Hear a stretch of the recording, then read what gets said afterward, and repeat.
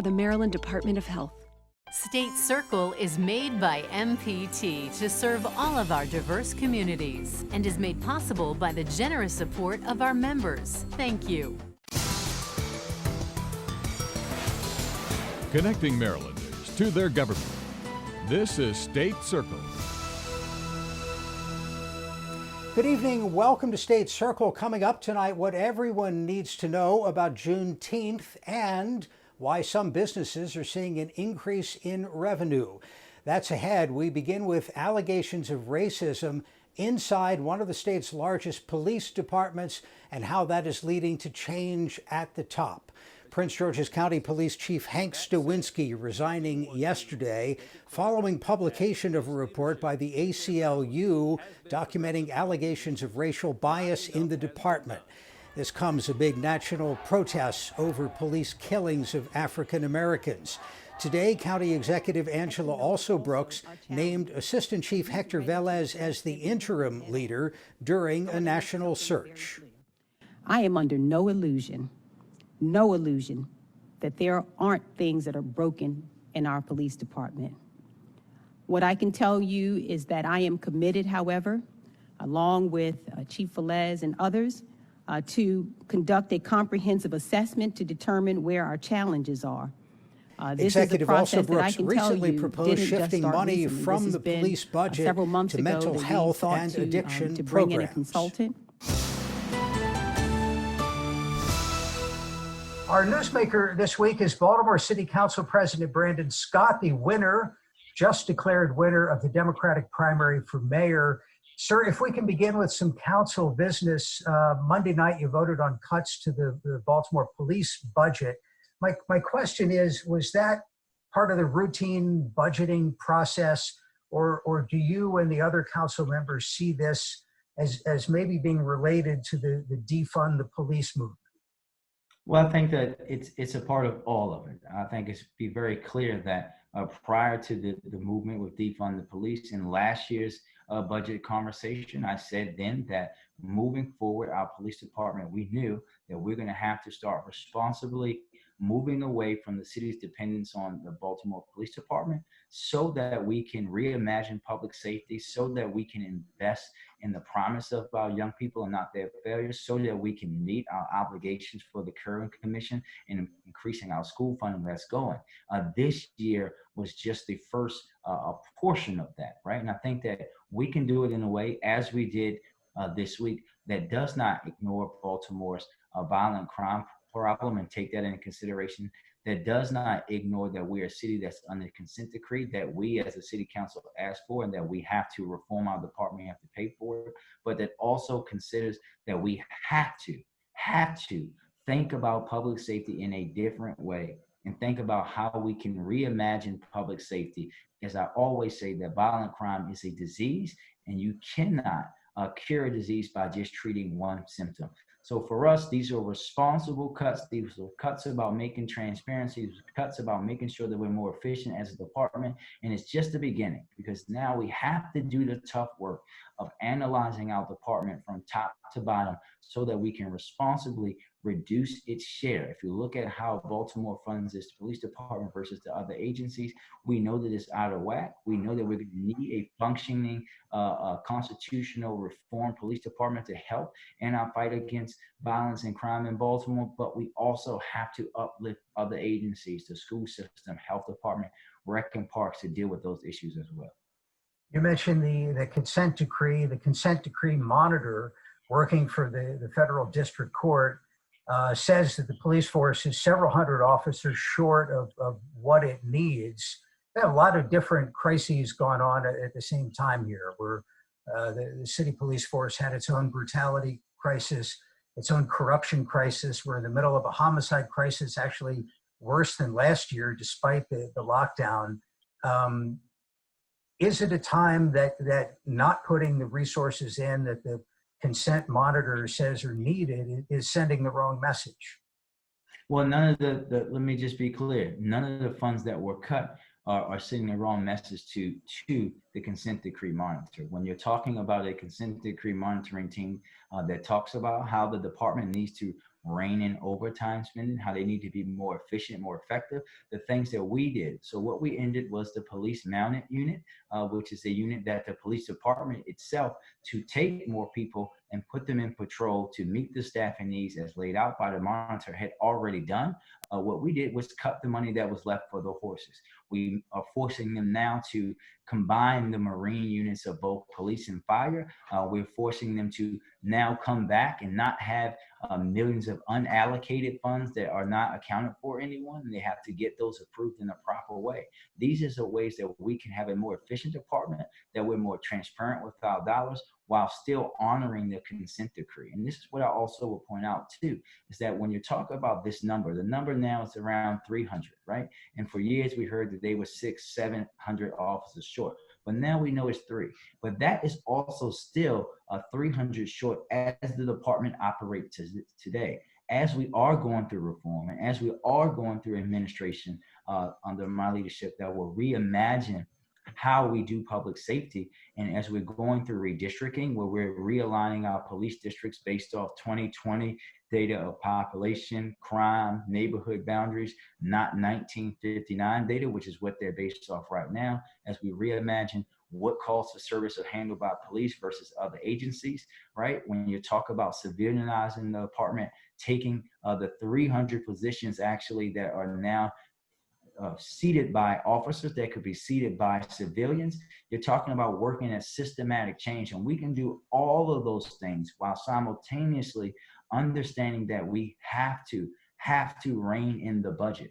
When you're running a more efficient department, a 21st century department, when you're not writing reports by hand, when you're taking minor crimes over the phone and online, you're spending less dollars as well. All of that can be done in concert and do not have to be in opposition with each other.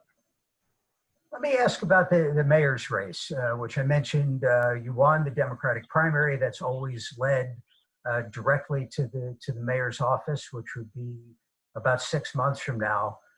You're probably tired of people mentioning that you're 36. You grew up in Northwest Baltimore. What I'm curious about is the people you grew up with. What do you think they want you to do as mayor? Well, I already know what they want.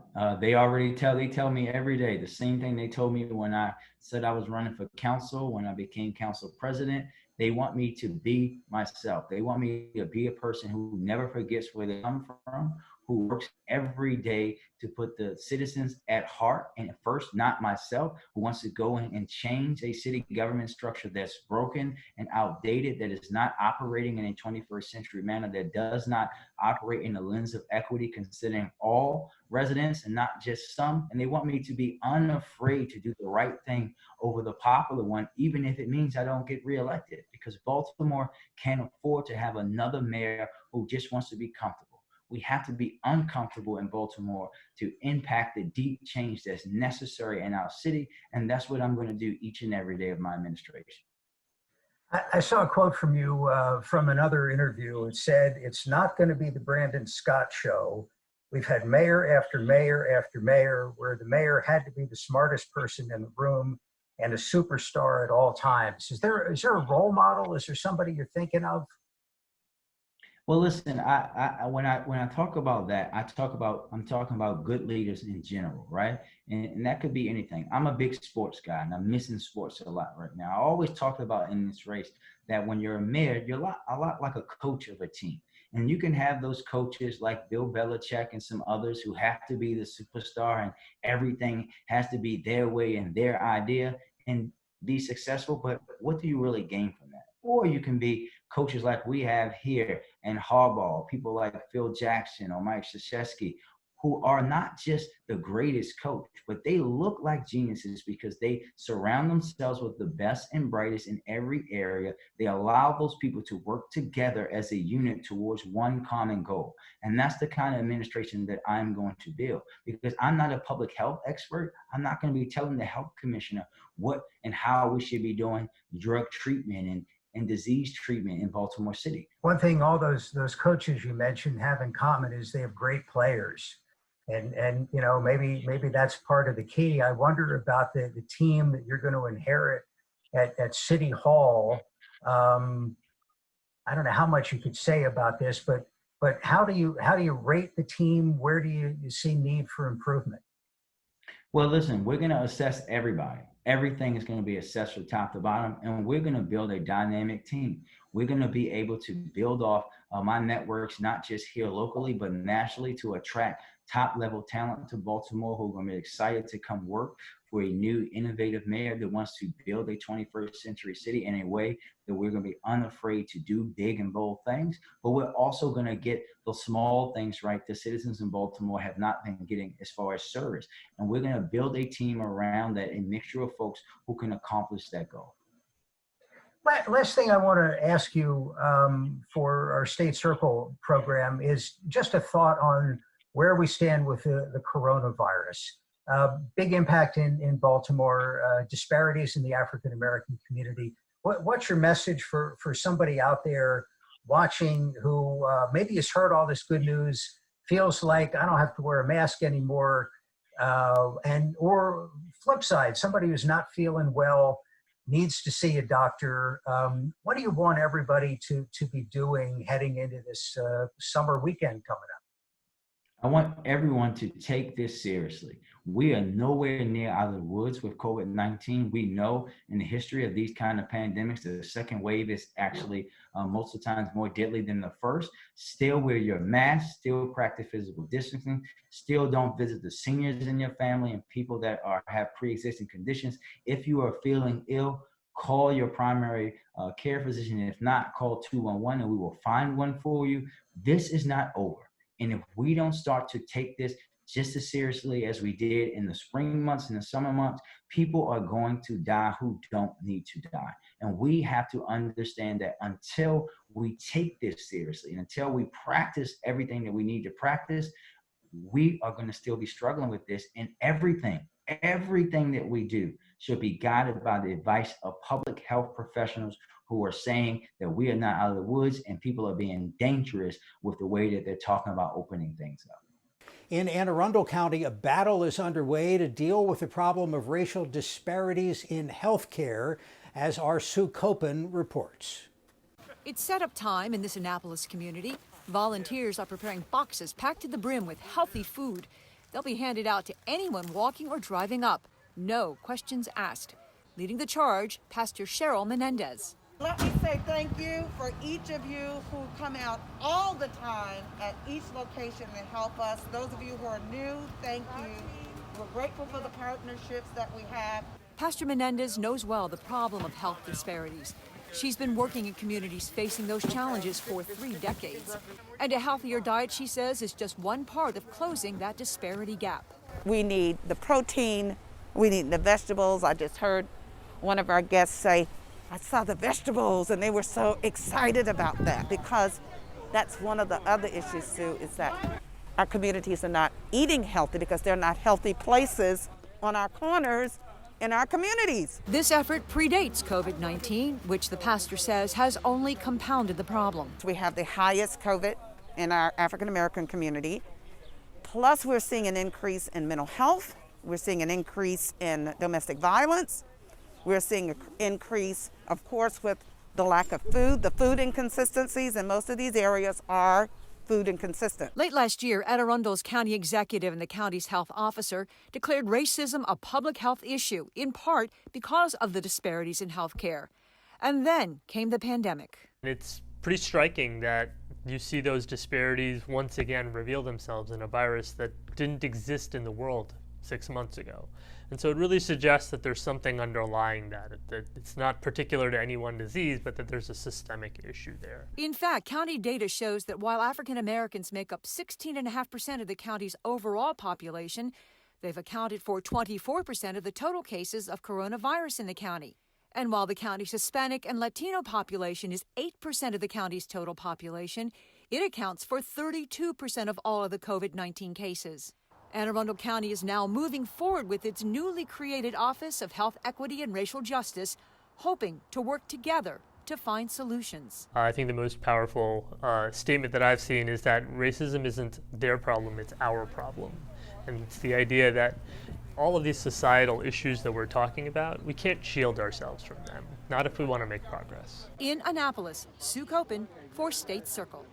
Last night, the Maryland Legislative Black Caucus presented a program on saving Black lives during the pandemic and beyond. Our Charles Robinson has the story. How can we save Black lives when there's still so much that is unknown about this virus? Members of Maryland's Legislative Black Caucus convened a virtual town hall this week, hosted on MPT's YouTube channel.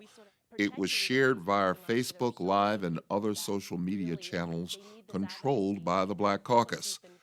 The content included researchers, doctors, activists, and legislators who spoke to the challenge of saving Black lives in a pandemic and beyond. COVID-19 has unveiled these underlying disparities because it is essential workers who may be living in crowded conditions and don't have the privilege of social distancing who are disproportionately affected. And we know that African Americans and other people of color already bear the brunt of health disparities. It's one thing to have the data, and we're so glad that we have a lot of information now about race and ethnicity, especially by zip code. But what's more important, what will save lives in Maryland, is actually putting that data to use by taking action to save Black lives. The data is clear. African Americans are getting COVID-19 more than any other racial group.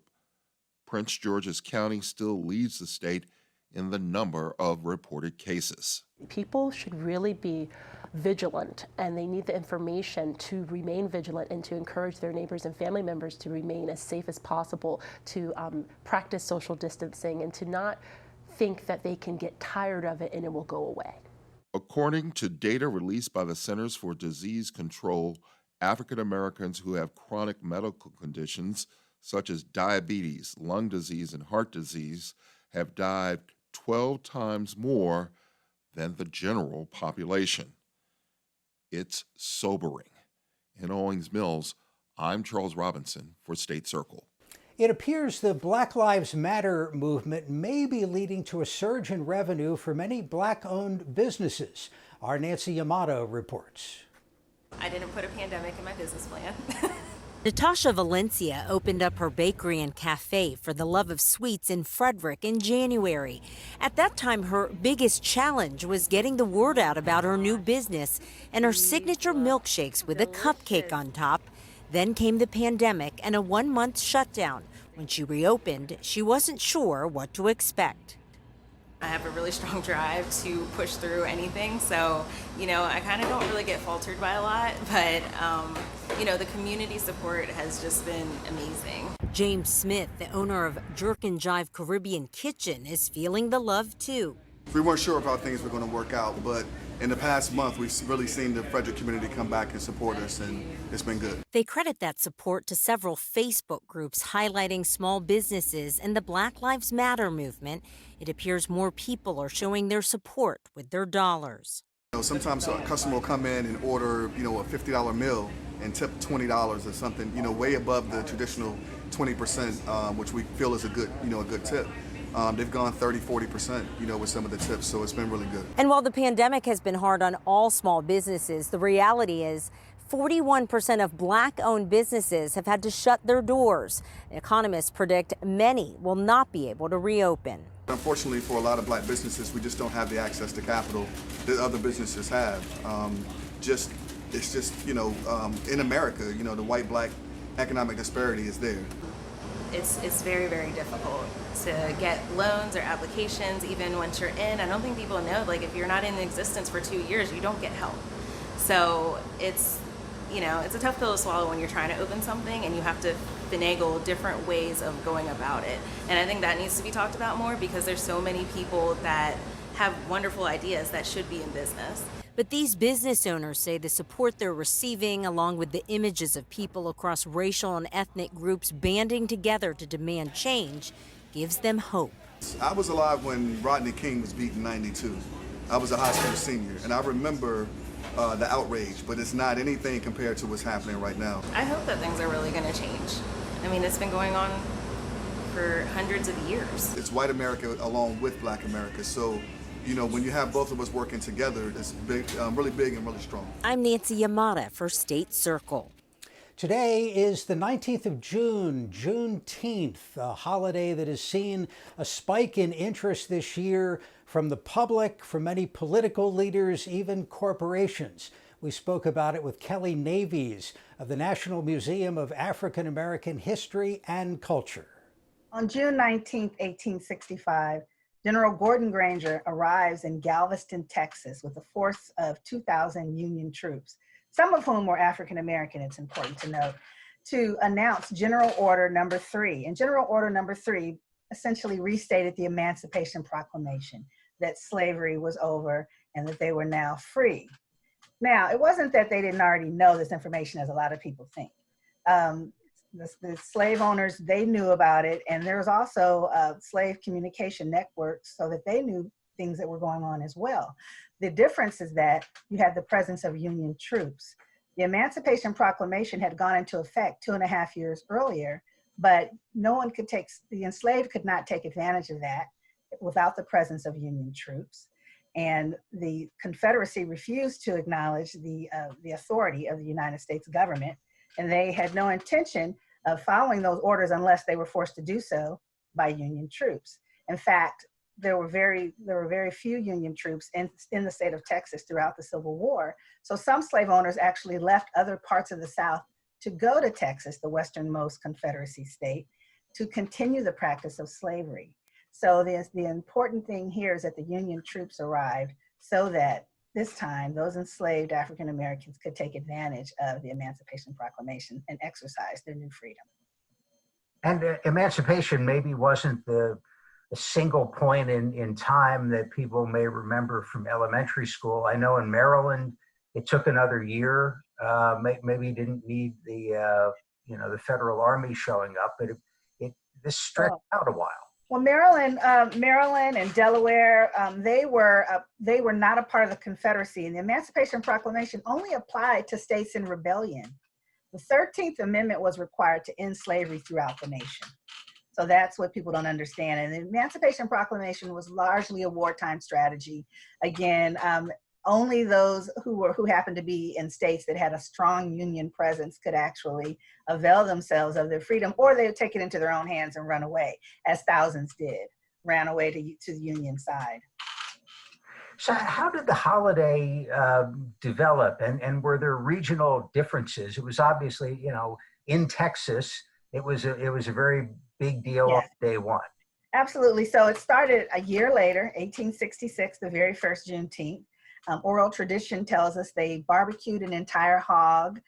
There were stories told by the new freedmen and women about their experience of slavery. They sang Negro spirituals. The color red, which is why I'm wearing it today, was an important symbol representing struggle and sacrifice. Those are elements that continue to this day, but the holiday and the celebration take on many variations depending on where they're celebrated throughout the country. Texas, of course, has had a long tradition. They have parades, citywide celebrations. African Americans took the holiday with them on the Great Migration to the different places that they moved. And for example, many African Americans from the Texas and Louisiana area, they moved to out west, where I grew up in California. Although my family is not from Texas, we celebrate Juneteenth, and we've been celebrating it for 50 years now. And we celebrated in the Bay Area in California. And I think the celebrations that we gave became so important that a lot of people learned about them from our family. My father was an educator in the public school system there in Black Studies. And we started celebrating it, and we would invite everyone. And it became a citywide celebration in Berkeley, actually. Your family's traditions, whatever you want to tell us about them, beyond the color red, what have you historically done, and how representative might that be of what other African American families do? I think it's very representative. We barbecued. We wouldn't barbecue an entire hog, but there was barbecue chicken, barbecue ribs, the normal potato salad. That was a big deal.